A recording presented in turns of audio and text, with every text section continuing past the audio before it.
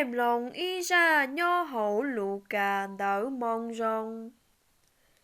Tàu o bê nu, chê ma lia sở kể mù, nữ trâu xiên cho mù bệ to xia, trâu y luôn rồng nhó sánh dù đà, nữ thâu mù hậu ra ca lia chế, nữ phong lù nhó ca lù trâu Elisabeth.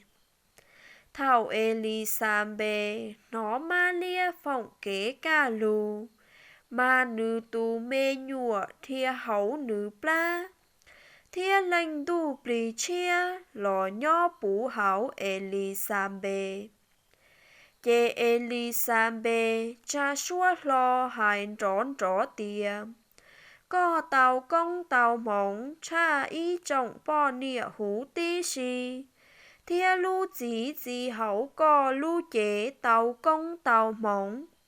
Ua chả đu thia bu có cú tù hua tài lanh nịa tua chùa cú, có sai thầu cú nó thánh có lu xua phỏng kế ca lù, rõ giò cú bon chề, tù mê nhụa hấu cú pla thia dòng xia, tù tao dành tìa chó lù hua tài hai trâu nữ dũa tranh xanh, mà nữ cho móng rong. Do hua tai Giêsu lu mong rong.